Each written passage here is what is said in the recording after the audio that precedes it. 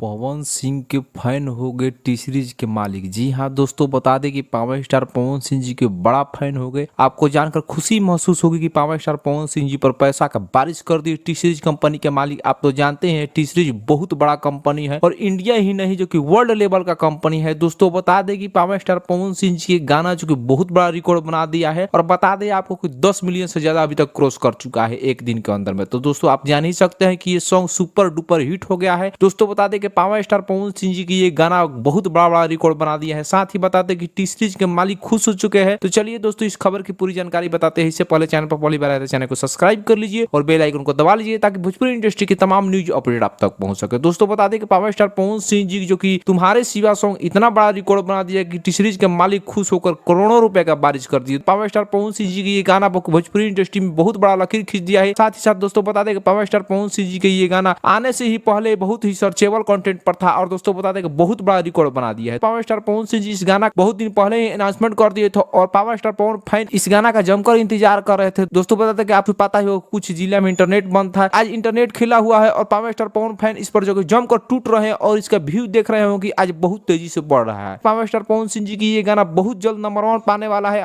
और आप लोग ज्यादा से ज्यादा इसको सपोर्ट कीजिए। तो दोस्तों बता दें कि पावर स्टार पवन सिंह जी के इस गाना में टी सीरीज के मालिक करोड़ों रुपए का बारिश कर दिए है। तो दोस्तों आपको ये खबर जानकर कैसी लगी कमेंट करके बताइए और वीडियो को ज्यादा से शेयर कर दीजिए। धन्यवाद।